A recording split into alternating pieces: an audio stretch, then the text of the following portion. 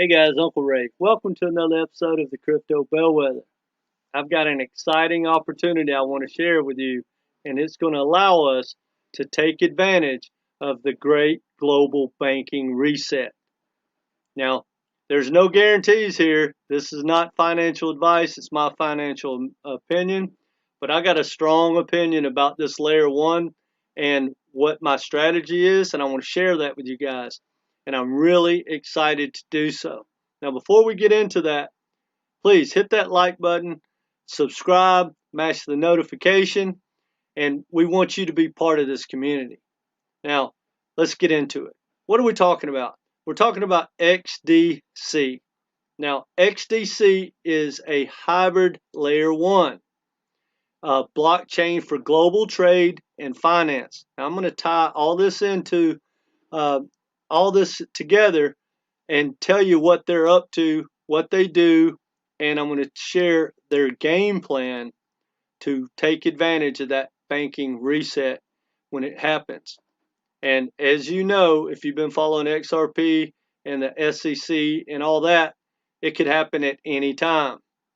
So we're going to look at the chart and see if this is a good time to maybe enter. Now, again, not financial advice. Well, basically, when they call themselves a hybrid blockchain, the reason being is they still have some like Web 2 application, because where the world is right now, it's hard just to deploy Web 2 onto Web 3 blockchain. It doesn't tie in, and you have to be able to really scale really fast, be fast, and then there's the climate change part of it. All that's got to work out with regulation. But they solve all these problems and they put it in a package, and then they'll be able to sell that not only to the banking system, but to the city governments, to the major corporations, everybody. They have a game plan to literally dominate across the world. I'm not saying they will, because they have a lot of competition, but I don't see why they're not going to get their share. And at the price point of what you can pick up this layer one for, man, it's definitely worth taking a look at. Now, here's part of their strategy. These are 3 bullet points. The first one is basically they look at the difference from transactions per second. Bitcoin's at 3 to 6, Ethereum's at 12 to 16, and they're at 2,000. That is lightning, guys. And that kind of gets into the hybrid aspect. You know, they go off chain, they process, come back on chain. Anyway, the cost is literally pocket change. It's way less than a penny. Whereas to process like a smart contract, Ethereum is about $10 and Bitcoin's about $15. Now, here's one of their really, really smart tactics.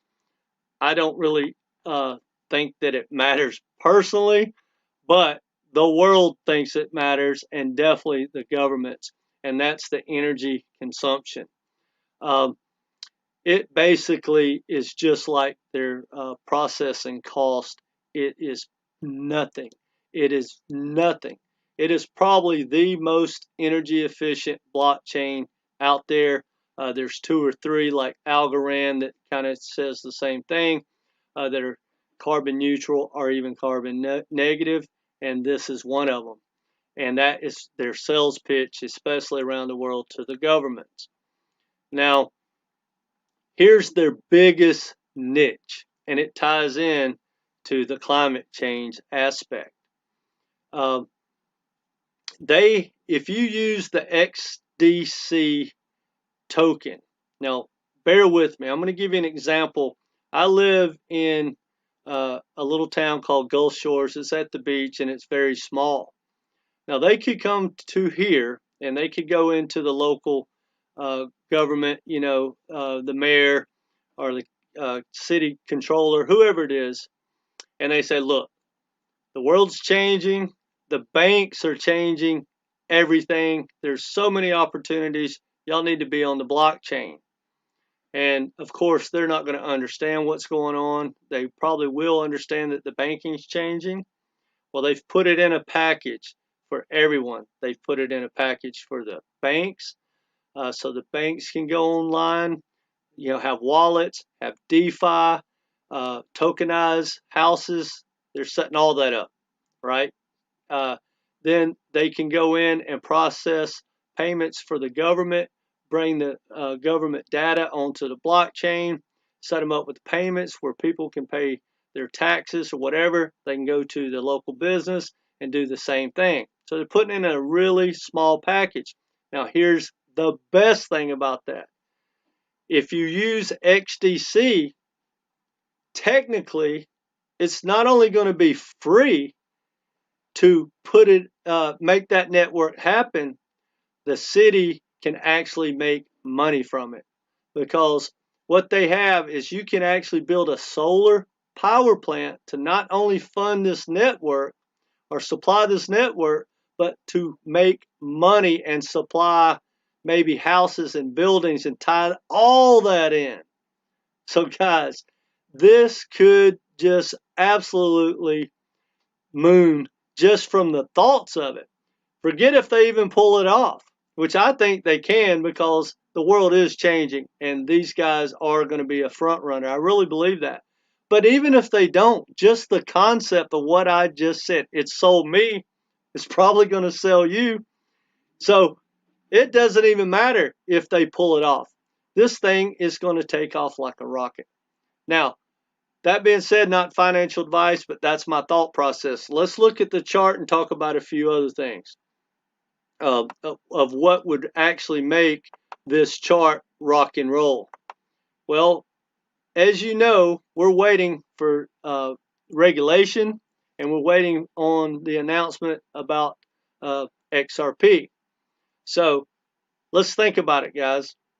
If we get whenever we get that announcement, I truly believe XRP is going to take off, and anything in that sector, anything to do with the banking reset, is going to take off with XRP as well. So when you look at this chart, guys, this is my favorite kind of chart. It's going straight down for the year. Now, the all-time high was at the end of last year at about 20 cents. Right now, it's trading well below 5 cents, guys. So that's like a 4 or 5x just to get back to where it was months ago. So that's a great opportunity. But now let's think about what would make this thing pump. When we get that announcement, even if we're in a bad situation with the economy, this thing should pump. All right. If we're in a good situation with the economy, and then it's extremely bullish news for XRP, and the stock market's healthy, the economy's healthy, and the Fed hasn't done any damage. If we're in that area, this thing, in my opinion, will take out this high probably the first day and be changing gears. And I truly believe, not saying it will, this thing could 100x and then keep going and keep going. If Bitcoin is running toward its all-time highs when all this connects, oh man, this could be a phenomenal trade. In my opinion, worst case is if we go into a global recession, we're still going to have the banking reset. It's just going to be slower. It's not going to have the money behind it. We're not going to have the huge pumps, but I believe it would be a steady, still better than 99% of the best stocks. Because in crypto, we're looking for 10x, 100x, right? Even in a bear market, when you get in, guys, when you get in at a nickel, right? Even if we're in a bear market, you're in low. You're in a good buying point. And it should just gradually go. That being said, fast forward 3 or 4 or 5 years, whatever takes us into a recession when we come out of it, blockchain, Bitcoin, crypto is going to absolutely explode. And if you've been stacking your bags, and I'm just going to use this one as an example, but if you stack your bags during a downtime in the recession to a blockchain that's going to stick around and it's got real world utility like this one does, guys, the adoption would have exploded even though the price hasn't, and it will reset. I truly believe that. Now, like I said, not financial advice. Do your own homework, but I think if you go down the rabbit hole, you'll agree with me. So guys, this is something everyone should take a look at. It's XDC. It's a great layer one. I think it's really has a place in your portfolio, if nothing else. Maybe get a little XRP, a little XDC. I just did a video called about Scallop. You need to check that one out too. That's 3 plays, guys. 3 plays for something we know is going to happen. There is a global banking reset coming. The banking system, Wall Street, all asset classes, it's a reset. I mean, the bank, I think it's in South America somewhere. They've already launched tokens where they tokenized all the what is this? Bear with me. They tokenized all the commodities, coffee, corn, cotton, everything, guys. And that's just one of the first banks to do so. But after the reset happens, which is going to take a while, it's probably going to take years, guys. But as it does, this type protocol is just going to grow and grow and grow because it's all going to set on a layer one. That's why I kind of specialize in layer ones. I don't know who's going to win the race. There might be 2 or there may be 10. I don't think there's going to be 20. I believe it's going to be kind of like the .com back in the 2000s, which unfortunately or fortunately, I'm old enough to know about that. And what happened then was kind of what's happening with all these altcoins. Trust me when I tell you, I don't know how many is going to go away. 90% are going to be gone. But the ones that stick around are the ones that are like Microsoft and Apple. You know what I mean? You're going to have Facebook, Google. They all came out of basically the great reset for Web 1.0 back in 2000. And I think this is going to be very similar. I don't know when all that's going to happen, but that's why it's really important, guys, to pick strong layer ones. And no matter which token you pick, it needs to have real world utility, a good team, good financing, all that. Because we are in pretty crazy times in the world and we have a recession coming. I don't know when it's going to kick in. As soon as they cut off the printing press for money, it's going to get ugly. And it's important during those times to be able to stack the bag with confidence. And I think this is one of those layer ones that I could feel comfortable stacking the bags. Anyway, guys, that's all I got for you. Please subscribe and come back, leave comments, and be part of this community. Take care, guys.